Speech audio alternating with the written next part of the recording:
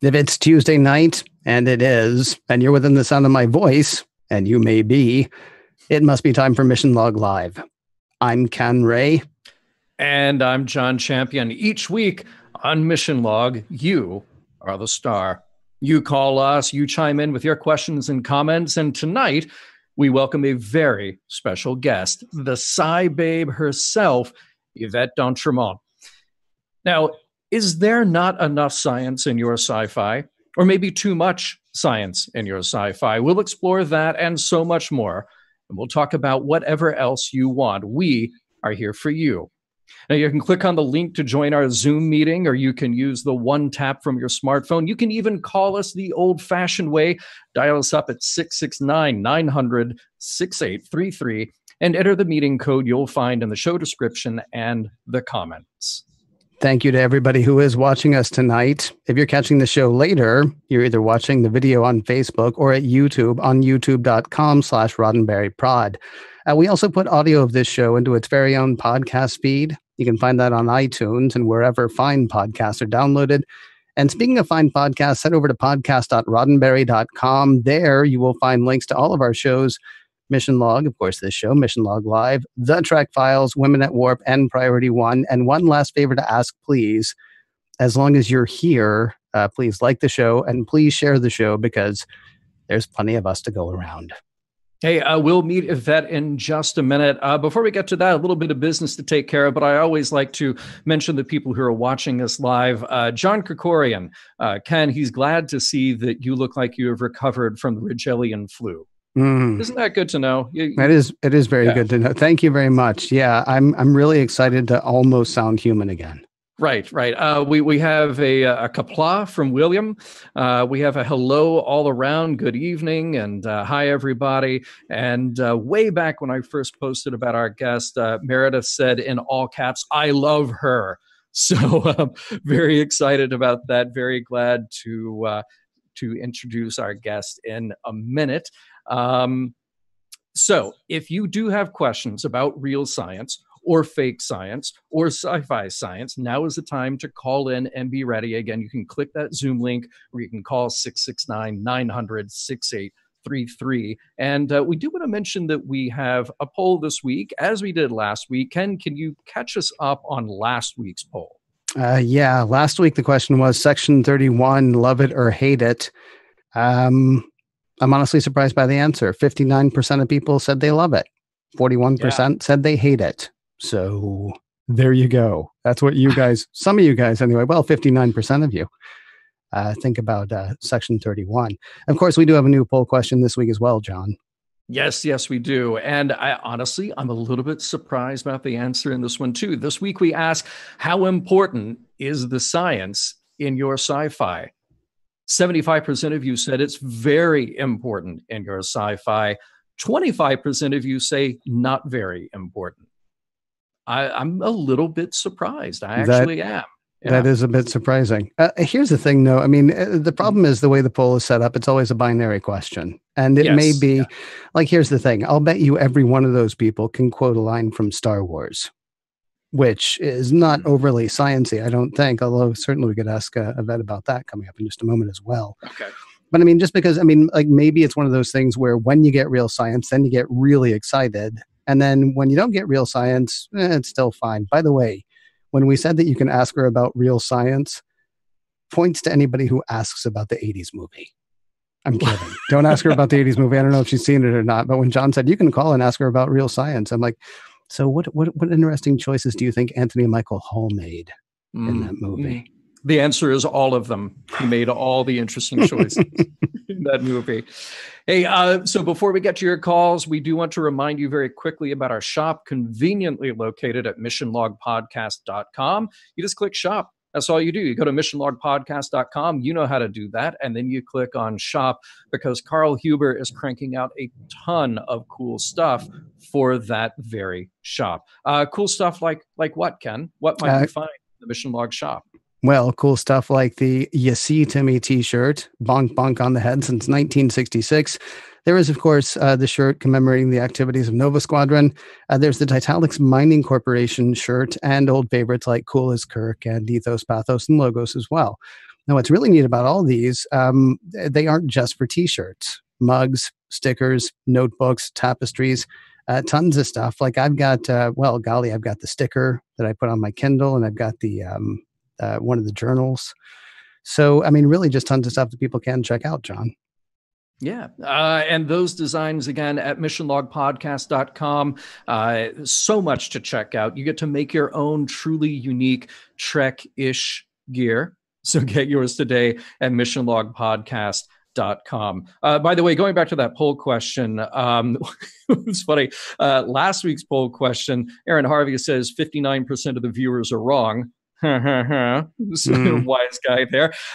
John Krikorian, about this week's poll, he says it's not necessary, but it makes it so much better. And he also says, I like the chocolate in my peanut butter, much like I enjoy the science in my sci-fi. So without any further ado, let us welcome our guest. Yvette d'Entremont is a chemist and forensic scientist by training. She worked for 8 years as an analytical chemist before her website, SciBabe.com, got ridiculously popular. She is a columnist at self.com and a frequent lecturer. She is awaiting admission to Starfleet Academy. She has had all her shots, and you should too. She is the SciBabe. So let's welcome Yvette d'Entremont to the show. Thank you for having me on. And it seems I have a cat on my lap too. So Lexi will be joining us. Welcome to Lexi, the cat. And thank you so much, Yvette, for appropriately theming yourself to our show.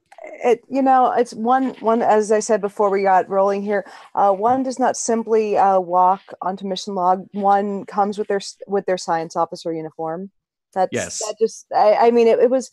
was waiting for the appropriate moment, and this was the appropriate moment. My husband was getting tired of me wearing it for sex, so this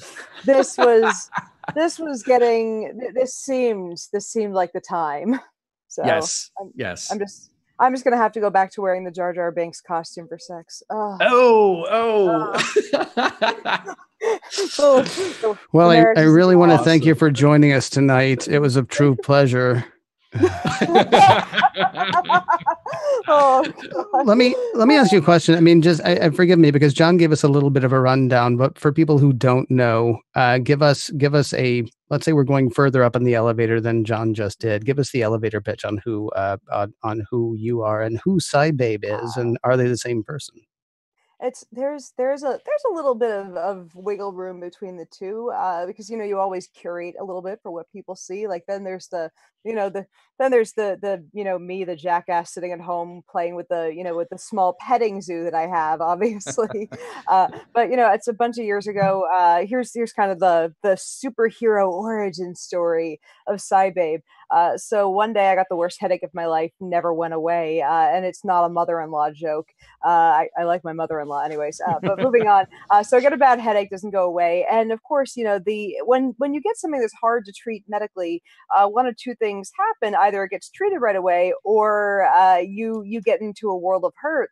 And with these really rare headache variants, they're hard to manage. And because it didn't get managed right away, like I went down the all natural organic rabbit hole. And I worked with my doctors the whole time, and I already had my master's degree at the time, so I was scientifically, like, I was steeped in the science. I should have known better, but I was vulnerable, I was in horrible pain. So like while I was being medicined, I also I was like, maybe it's something in the food supply, like maybe the fat on my thighs is causing the pain in my face, like. So I started, I went vegan for 2 years. I cut all the bad stuff out of my diet, and eventually medicine treated me. Like I found with a neurologist, found the right med combo. But still, like, I figured out that when you're vulnerable, when you're in horrible pain, you'll do anything to make the pain not be a thing. And after I got a little skeptical about the stuff I was reading on the internet, it was much like hindsight being 2020. It was really easy to see how these people spreading very bad information were able to swoop in on someone like me, who, though educated, was vulnerable to some bad information. So eventually, after my headaches were managed, I ended up working at a pesticide company after I'd been very pro-organic, anti-GMO, all that stuff.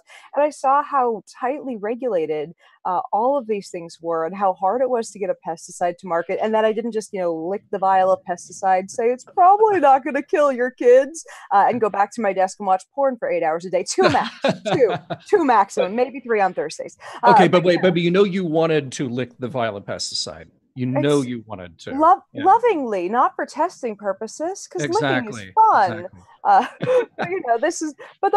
That was the type of stuff that I started writing into this little blog that I started for. The blog was supposed to be for fun. I didn't expect it to become my life.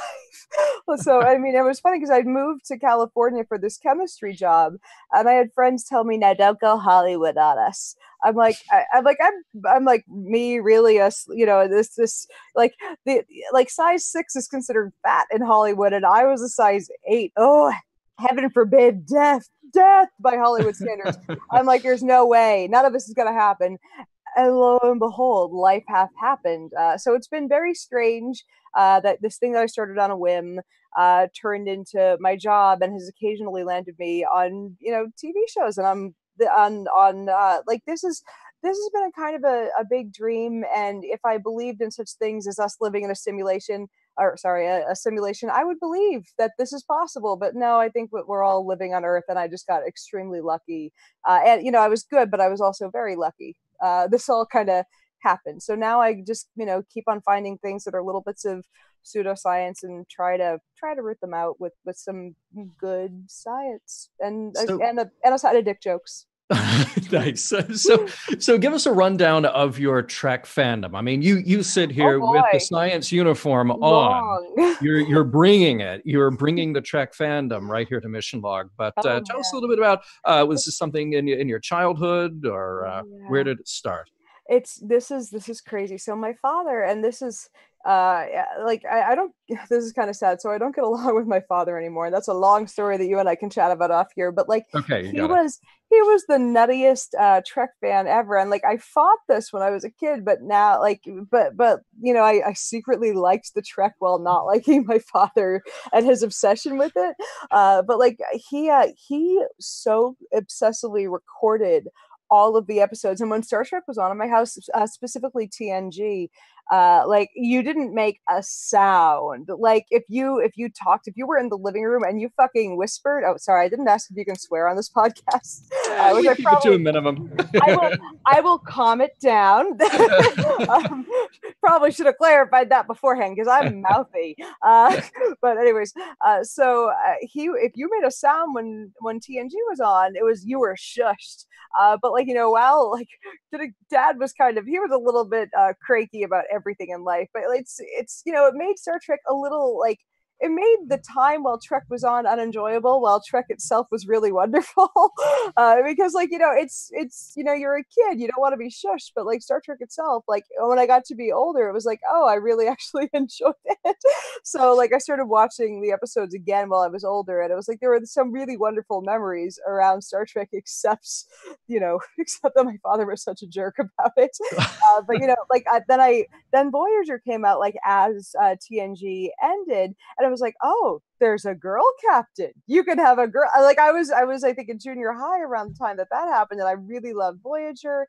I don't think I ever really got into Deep Space Nine as much. And now my brother loves Deep Space Nine. He's no, you have to go back and watch it. They play baseball and you're a baseball nut. So and it's my mom was a TOS. She was an original series a fanatic of the original series. So that's what got me to watch the originals. And it's it's been this kind of lore that wrapped itself around my family growing up. And I never really appreciated it until I realized how big this was outside of my house and I know that's going to sound weird, but my father, who had this obsessive bent on having to record all the episodes and silence us if we dared make a noise. We were children making noise in the house. How dare us? But no, it was this thing that was always in the house, and you don't appreciate it when you're a kid and there's this one person yelling at you to be quiet. But no, there was this my brother started going to Star Trek conventions in our, I think, late 20s, and there was this big convention in Boston. And I know, and William Shatner, long may he rave, he has now blocked me on Twitter. This was kind of sad. And it was for a science argument of all things. Wait, William Shatner blocked you on Twitter? I don't even remember what it was for. Later that year, I was flying out of Canada from a talk, and we were on the same flight. And it was this really sad moment because I'm like, oh God, he's sitting 5 feet away from me, and I've like worshipped, at the Church of the Shat my entire life. And it was like a month after he blocked me, and I'm like, oh God, this is a very strange thing. And I was posting about it on my personal Facebook page, and one of my friends who isn't like, he's one of these consultants for science in Hollywood, he messaged me. He's like, yeah, Shatner's a good friend of mine. I'm gonna text him about the fact that he's on a flight with my friend. I'm like, oh my God, I'm dying, I'm ducking. No, I'm like, you don't get it. I'm blocked on his Twitter, and I don't even know what I said. But it was just, yeah, that's my Shatner story. Oh, but anyways, the conference in Boston we were at, there's always like a line of people to ask questions to Shatner, and his MO with these things is kind of embarrassing people. It's kind of like being like, look, I can rip you to shreds with like 2 words. And he's pretty good at it. As someone who enjoys insulting people on Twitter occasionally, when they're like, I can be a bigger jerk than you, I'm like, I'll be a funnier jerk than you. But Shatner is good at that. But my brother gets up on stage and tells him, because my brother was in the army for a while, gets up and says, hey, Star Trek kind of, and the character of Captain Kirk kind of inspired part of my military career. And it turns into people in the audience crying, and William Shatner eventually hugging my brother on stage. And Shatner, It's like, what? Shatner touched a fan? Oh, that never happened. No. But it was like, the little story, like it made the papers in Boston. It was like, damn, that was a moment. But yeah, there have been little moments from Star Trek like throughout my life. So that was probably one of the sweeter ones, because my brother got off stage and it's like, he was like, those endorphins were all there, and that was long. I think I was 28 when that happened. So that was there have been all these really sweet little things from Star Trek all through, growing up and through my life. So that was my brother's moment of meeting Shatner. Nice. So yeah.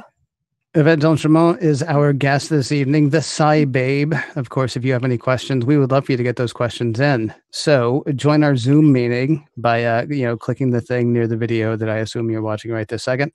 You can also use the one-tap form from your smartphone, and you can call us the old-fashioned way, 669-900-6833, 669-900-6833.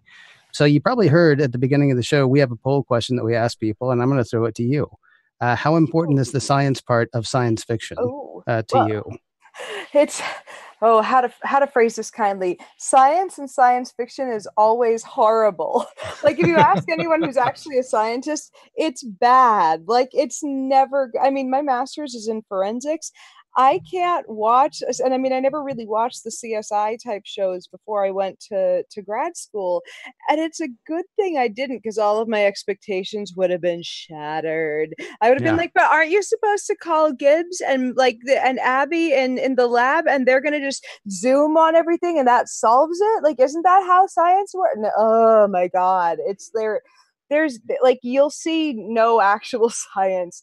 And I mean, you'll see, I'd say 95% bullshit and 5% science. Like there's the occasional movie that gets it right or gets some of it right, but, or, bases what they're doing on a handful of real-ish concepts. But when you go to the movies, on some level, you want to see something fantastic. You want something like that's fabulistic. I'm not sure if that's a word, but I'm going with it. It is now.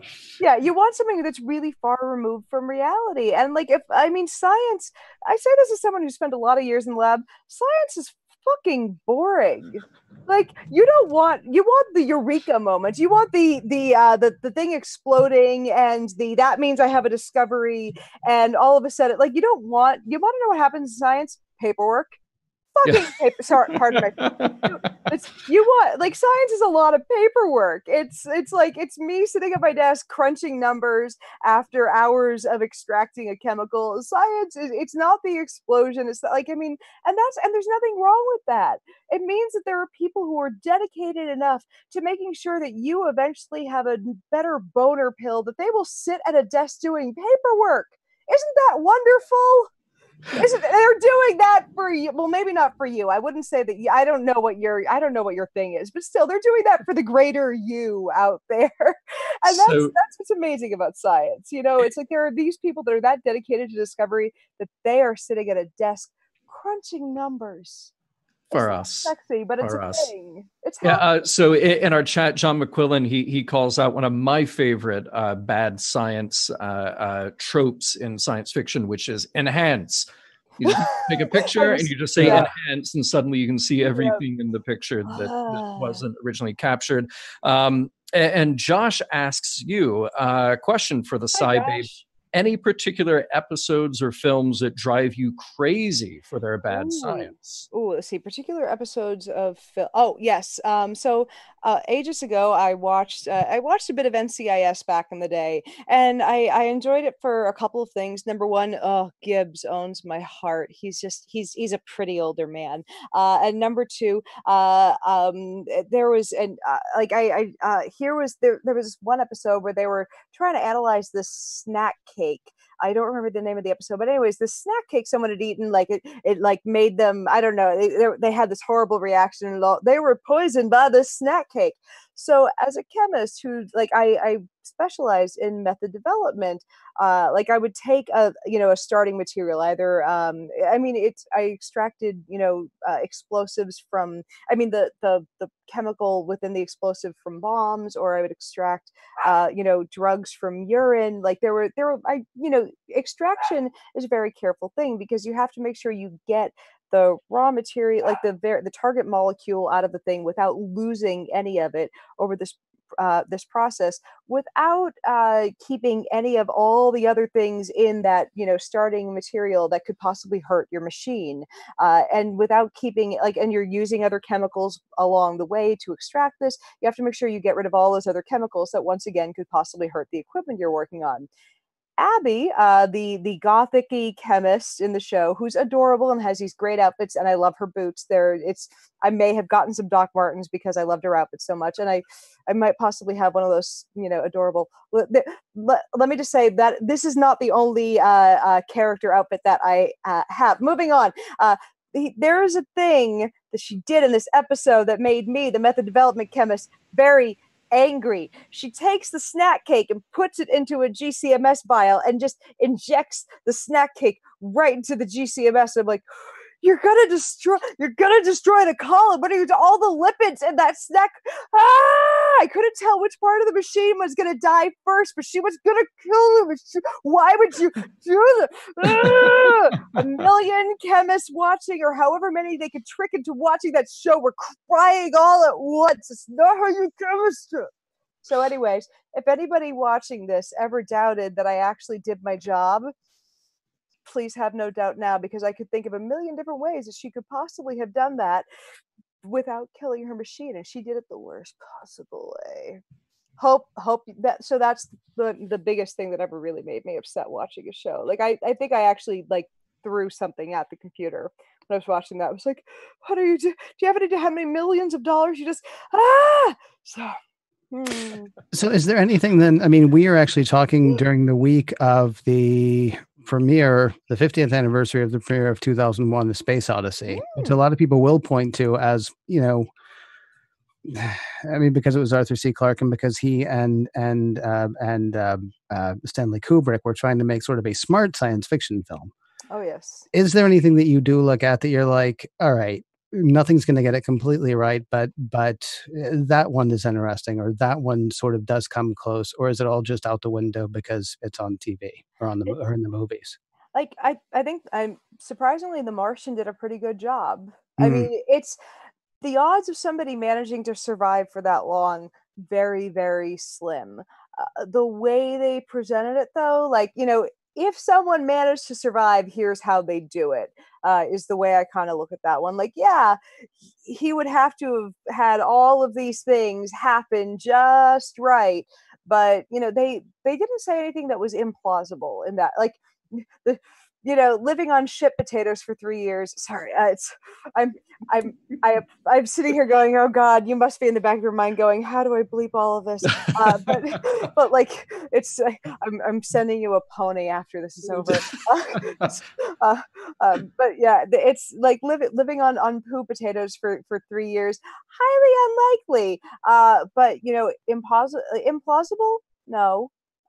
This is a thing that could be done. Like the things that happen in that one, less unlikely, less like, I mean, they're not talking about phasers and shields and things that we've never actually accomplished yet. So that's that's the least ridiculous that I've seen. I mean, there are things in there that are still ridiculous, things that we haven't done yet, but less ridiculous than others. I hate to do this, but I'm going to be that guy. You read the book, right? It's okay if you didn't. It's fine. I have okay. not. The book, honestly, I'm not. Obviously, I'm not a scientist, but there were things that they took out of the movie that I was like, wow, I really wish they had left that in, because it just added 10% brutality that I feel like was. I mean, it's not like the movie was a Disney version of it. The movie was still pretty rough, but there were things that they talked about in the book that I was like, that's cold. Horrible things happening. No, not horrible things happening, but the possibility of horrible things. All of which I think, I mean, I love the fact that you named that one, because I think that's, speaking as a non-scientist, it sure felt sciencey. Yeah, I mean, a possibility of like, when something like this happens, like the possibility of death, of something horrible, like he was stranded on another planet. It wasn't like he was gonna have it wasn't a walk in the park.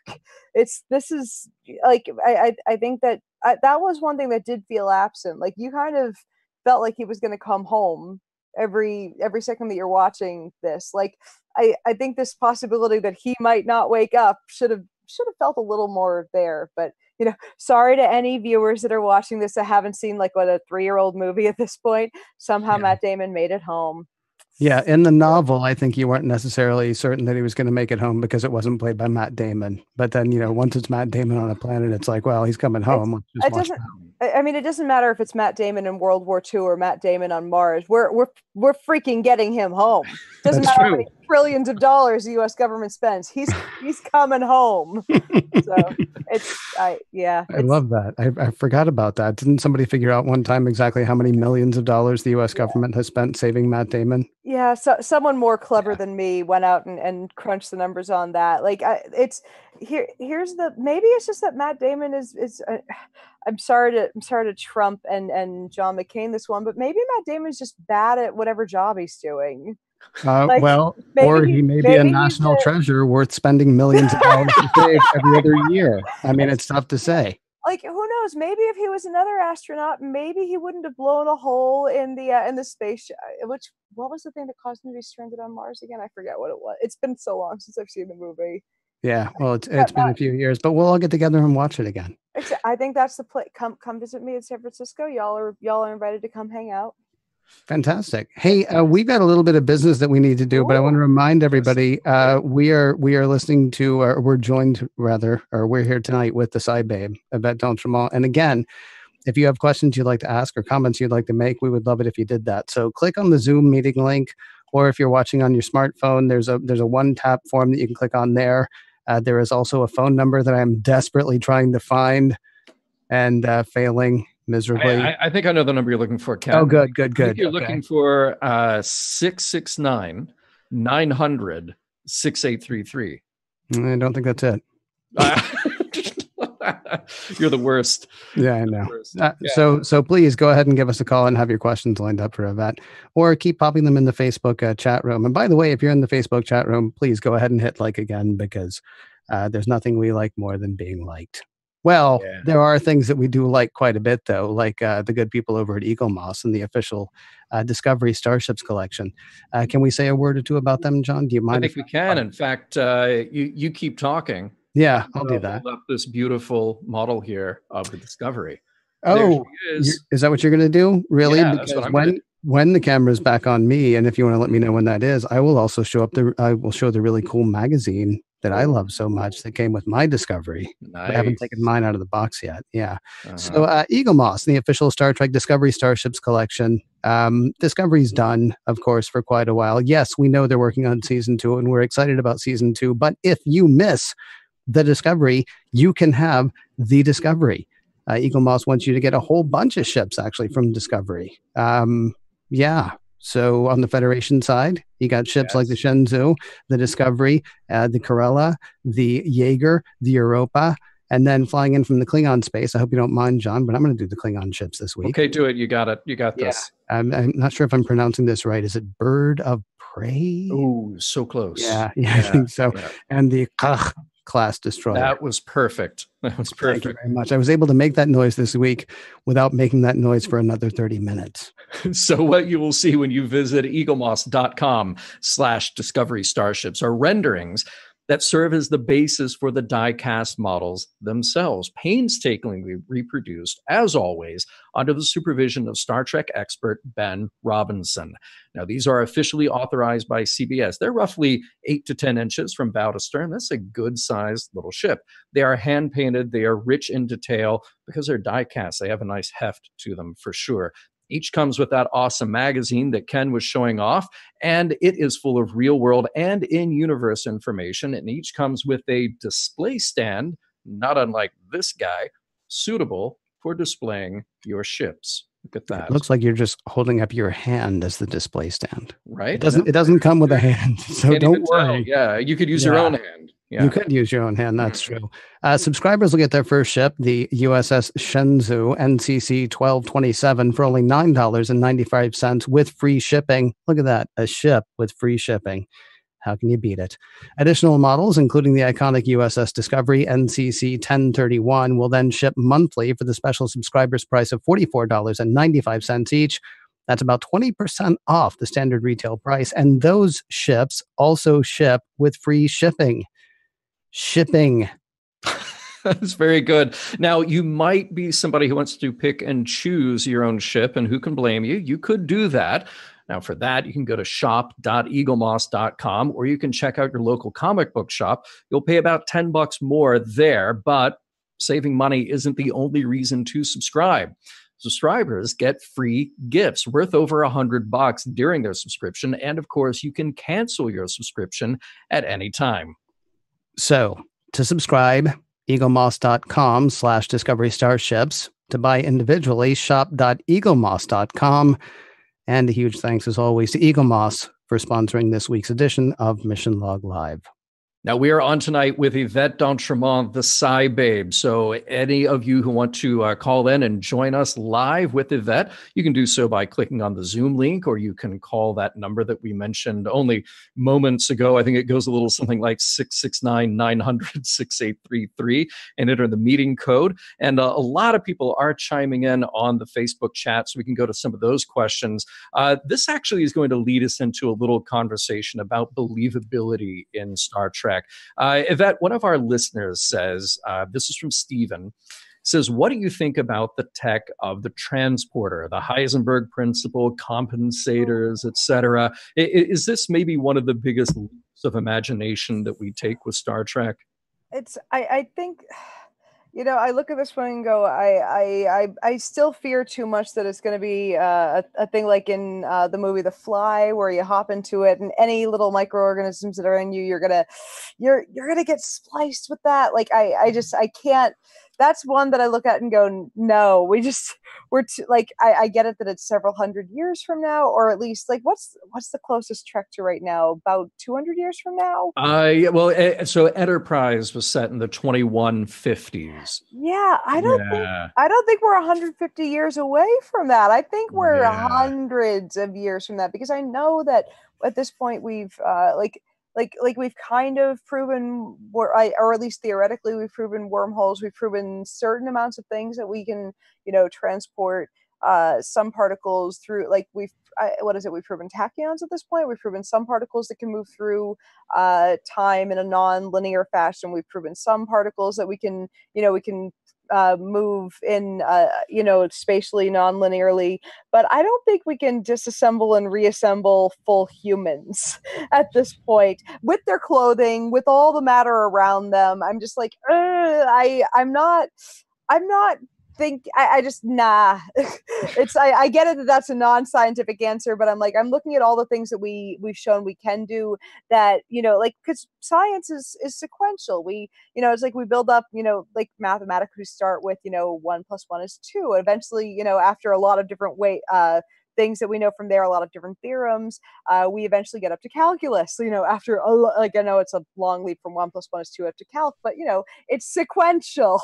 You build on your knowledge, and I don't think from tachyons and a tiny little handful of things, I don't think that we're at transporters yet, and I think we're a long ways away from that. Like right now, I'm just hoping that I can get my iPhone to not randomly short out on me when I have too many apps open at a time. I don't think we're at transporters, and I don't want to be the first, the second, or the third person to try that out. I want to be like the 10,000th. I'm like, show me. Like, I don't even trust cars without drivers yet. We're not at transporters that beam you somewhere. Think about the fact that people are still like, whoa, the car without a driver hit someone. We're not at transporters. Okay, but the transporter being a piece of technology that is not believable to us or to certainly our current level of scientific understanding, that doesn't take away from your enjoyment of Star Trek, though. Oh, no, not at all. I love it. Yeah, so I wonder what it is about that's the sort of a piece of technology we accept, and we say this is how Star Trek works. That's just a thing, and we have it in every episode ever. That reminded me of something so funny. Sorry, carry on. Go ahead. No, please. They're like watching, and I get it. I'm hopping onto Star Wars for a moment. Am I going to get banned for this? Maybe. We'll see. Yeah. Everyone seems to have a thing in the new Star Wars movie. They're like, this ruined it for me forever, and I'm like, my fucking God. So he's like, you're off of here. That's but no, it's like there always seems to be the one thing that they're like, this is the one thing that made it unbelievable. I'm really laser swords. We've accepted the Force, laser swords, whatever the hell Jar Jar Binks is, but like the one thing that seemed to make everyone like, it's my husband was like, nope, I can't do it with Star Killer Base. I'm like, everything else was, I'm like, we suspended disbelief for years over, like you said, transporters, which is something that is just as alien to us as all these other crazy things. And like Star Killer Base is ridiculous. It's absolutely ridiculous.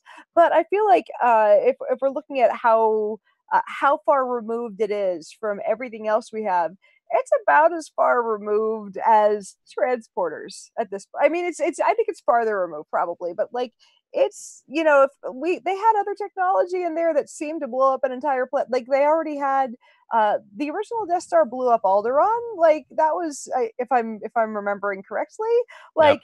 Star Killer Base was just, it's a bigger, badder thing that blows up a planet. Like, I just thought it was funny that was the thing. So people have weird ways that they quantify, this is the technology that's just too far. I can't suspend disbelief for this. And it's like, when you're talking about things that are not science-y, that are, that don't seem to have a basis in our known reality. It's just, it seems to be what triggers my the thing in my brain that says this doesn't seem to line up with what I know is reality. And for a scientist who knows what science is, who knows the process, a lot of things go, this isn't science. And for someone who hasn't stepped foot in the lab, it's so much further away. But then I have scientist friends who have, who Star Killer Base killed it for. So, okay, did Star Killer Base kill it though because of the science, or because it was the third freaking Death Star? Because we got one in Star Wars, we got one in Return of the Jedi, and then they're like, hey, we're doing a whole new Star Wars, we're blowing out everything you've known, and here's this week's Death Star. You know what's funny is that I think like we had this week's Death Star, and that killed it for some people. And like there are some people that were so mad that they were so mad that the Force Awakens was just like it was like, hey, look, we're doing we're doing A New Hope again. And then they were really, really mad because they were like, The Last Jedi was exactly not like Empire. I'm like, which do you want? Do you want the old classics or do you want the new spin? And I went into The Last Jedi thinking, hey, look, we're doing Empire. And indeed, I was pretty sure I felt like we were doing Empire all over again, only with a few twists. But it's, you can't, like, I have one friend on my buddy list who every day there's a new rant about Star Wars. I'm like, bruh, what drug do you want to get yourself over this? I'll find it for you. Whatever you need to make my newsfeed not look like this. But everyone's got their thing in within the nerdiverse that they've got to rant about, and it's that's what I love about the nerdiverse. It's passionate, and we're arguing about silly things that we love, and it's fun to this is literally what I do with my husband on a pretty much nightly basis. Is we watch nerd videos that are arguing about nerdiness, about different, like, Star Wars, Star Trek, every single we watch like game theory and film theory videos to argue about random little things in Star Trek and Star Wars, and it's like this is what we've come to a point that we're doing now is we're watching movie theory and game theory things. This is where we're at in our relationship, and what keeps the passion alive is nerding out. It's fun. So it's funny that there's a long litany of people in our chat who are talking about the production reason for the transporter. Yeah. And yes, you are all absolutely right. The production reason is that it costs a lot of money for special effects to land a shuttle on a new planet every week. So as a shortcut, we dematerialize and rematerialize actors, and you can do that with a repeatable, quick effect, no problem at all. Absolutely right. I think the question lands about what is our level of suspension of disbelief about the technology. In Star Trek, they do a really great job of saying, like, well, this is a technology we have. We'll justify it with our sort of fake science here. And it just becomes a thing. It just becomes a thing that is the fabric of the show. Well, there's one other thing. Forgive me. I mean, the three of us sitting here are all under 51 and a half. So we grew up with transporters as a thing. I mean, there wasn't a time, when I was 8 and started watching Star Trek, or 10 or however old I was when I actually started paying attention to Star Trek, I was too young to go, hang on a second. Now, here's the thing. I was 7 when Star Wars came out, so I can accept the Force. I was 28 when The Phantom Menace came out. I can't accept the midichlorians. I mean, it's a question of, I mean, I think part of the reason we all accept the transporter is because since before any of us were anything, at least the three of us on this panel, there were transporters long before there was you or me. Hey, we actually have we have a caller on the line. Kim, I believe, is there waiting patiently. Kim, are you there? I am. Hi, Kim. Hey, Yvette and John and Ken. Nice to see you again, Kim. What's on your mind tonight?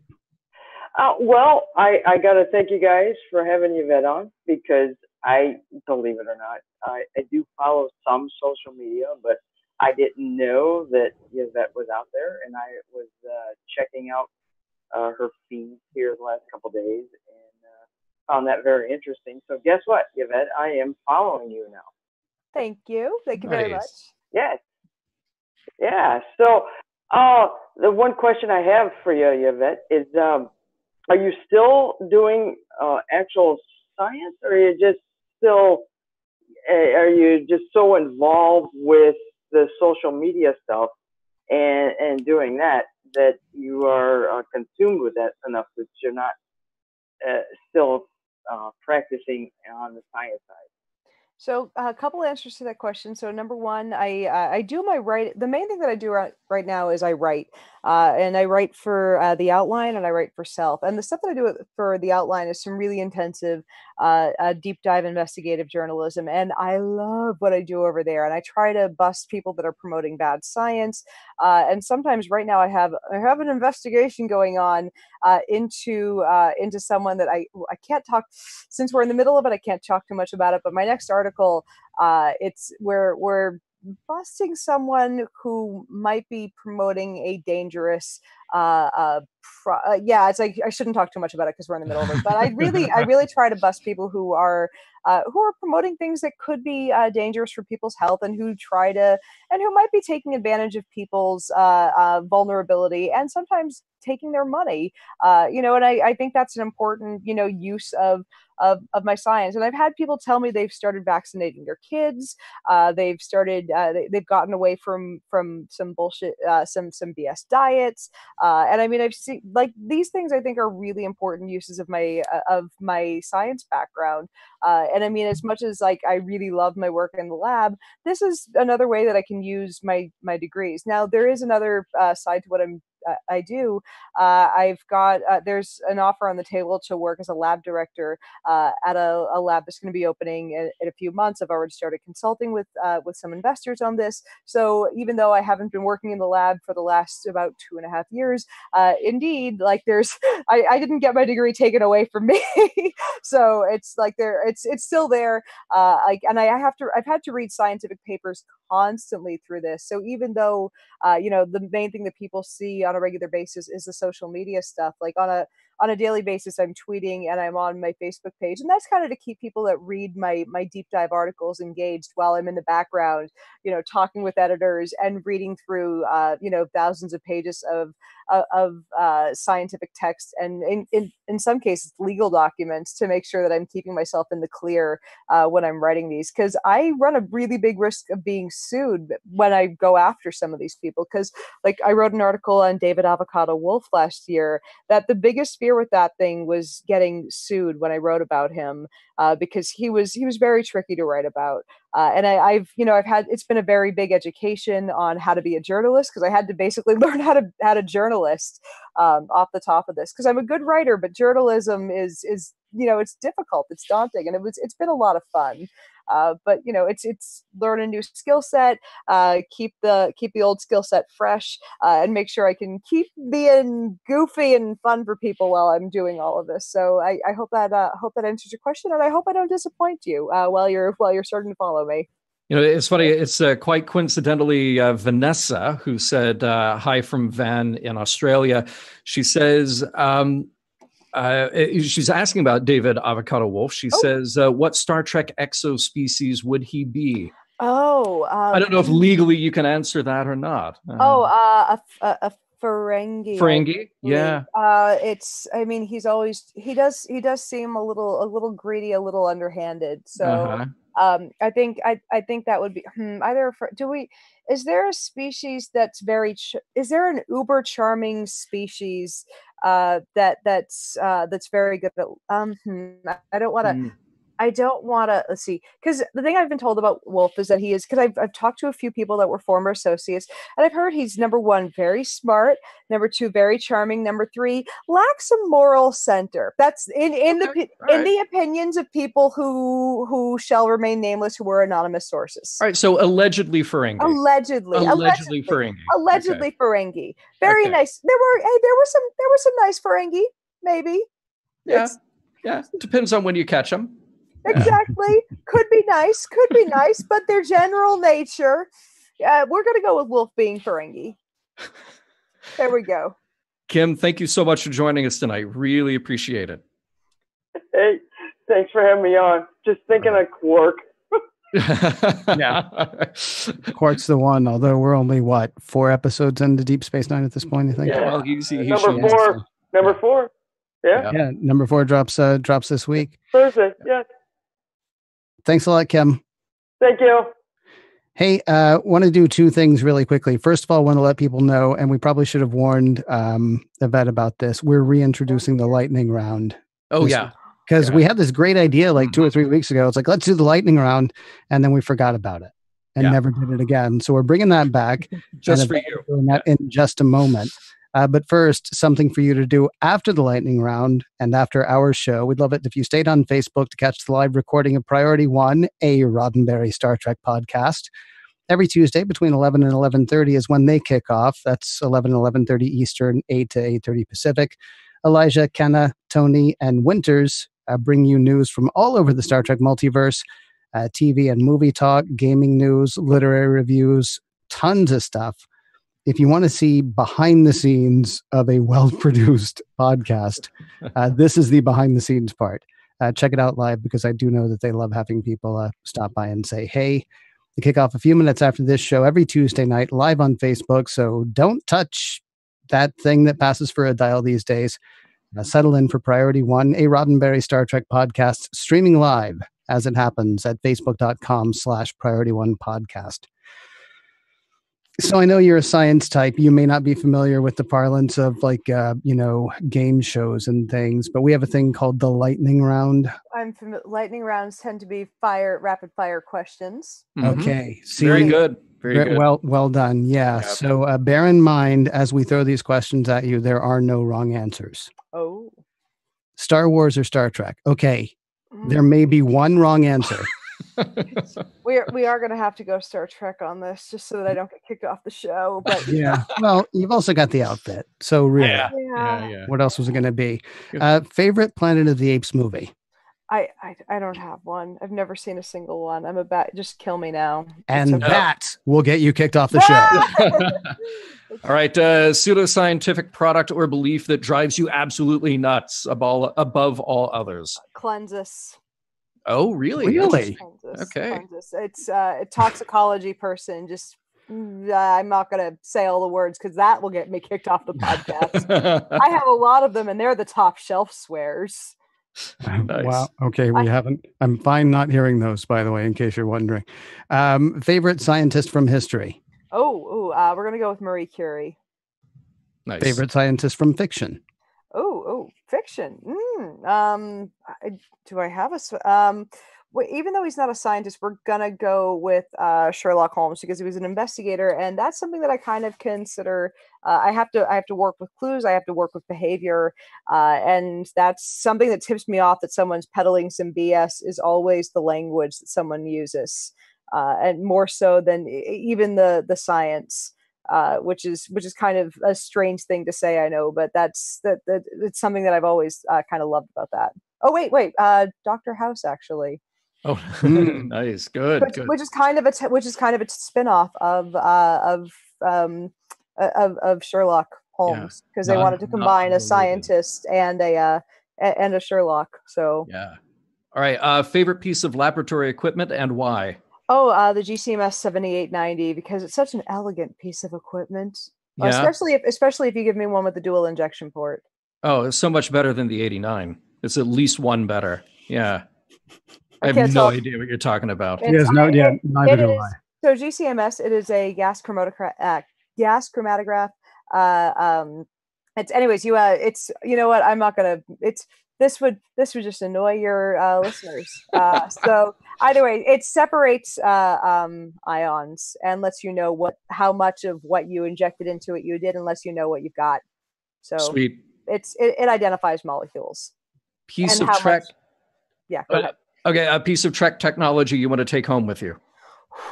Either a phaser, which probably not, or too many. Phaser would be too mean. Because I don't really have need for a phaser. I would love a transporter. I would say I want one of those communicators, but we've got better than that now. Like, that's something I would have wanted forever ago. But yeah, could we have those little? Could we have a transporter? That would be nice. Actually, I do want those communicator things, because you could use those and just tell someone to beam you up somewhere. Yes. I want to be beamed up. All right. I would like to. Could I get off of this planet occasionally? I would like to get off planet. All right. So you'll step into the transporter death box, and your clone is created at the other end. Yeah. It seems to be proven out there, at least. It doesn't seem to be so proven here. All right. Kirk or Picard? Oh, Picard, obviously. Okay. Most overrated character on TNG? Most overrated.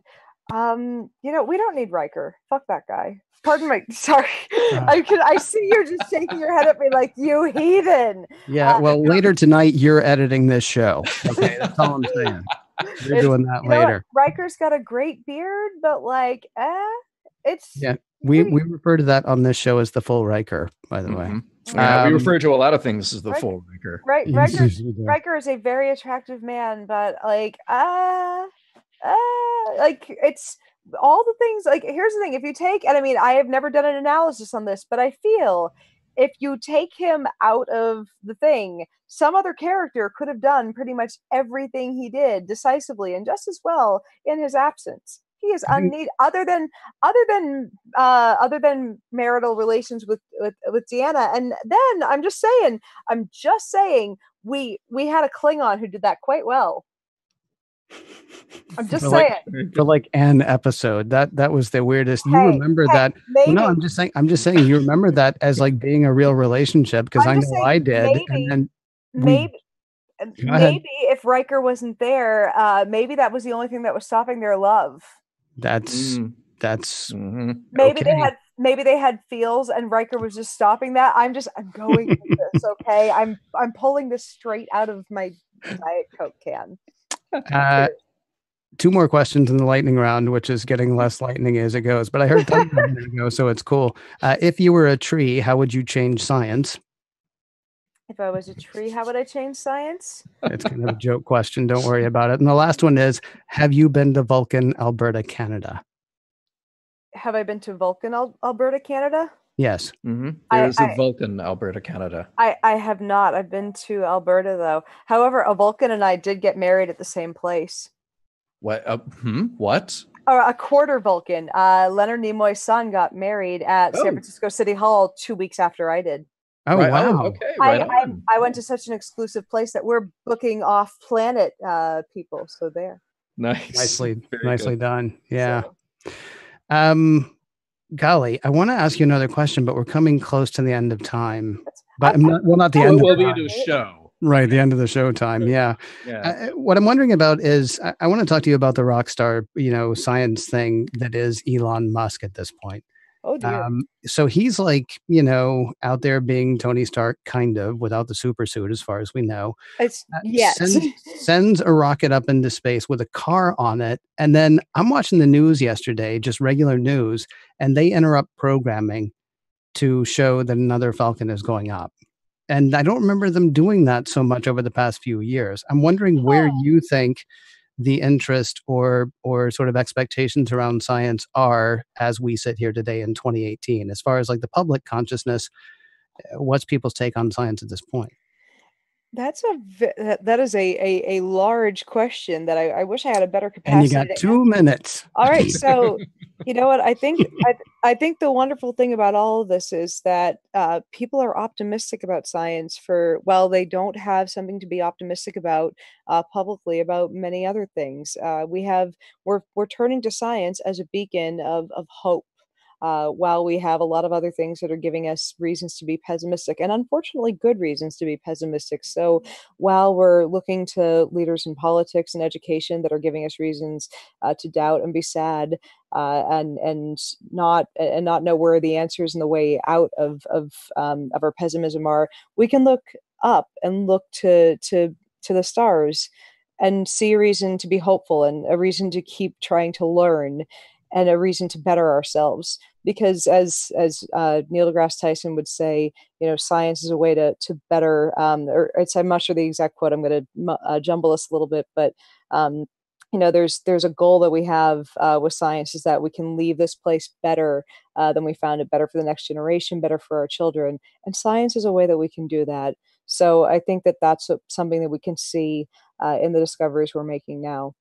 So I hope that's something that I can leave you with. Excellent. You can find Yvette at SciBabe.com, also Facebook.com/SciBabe, and on Twitter at the SciBabe or at SciBabe. Did I get that right? It's Twitter and Instagram at the SciBabe, and the .com and Facebook page or the Facebook page are just minus the part. So fantastic. Yvette, thank you so much for joining us tonight. It has been a blast. Thank you so much for having me. If you ever want to discuss the trekking whatever again, you know where to find me. We all do. Thank you again. Mission Log is produced by Roddenberry Entertainment. Executive producer, Rod Roddenberry. Technical production on Mission Log Live by Infinity Networks. Producer, Brandon Bradley. Be sure to visit podcast.roddenberry.com for the latest from the Roddenberry Podcast Network, including not just Mission Log, but also Women at Warp, Priority One, and the Trek Files. We would again like to thank Eaglemoss and the official Star Trek Starships collection for sponsoring this week's show, eaglemoss.com/Discovery Starships.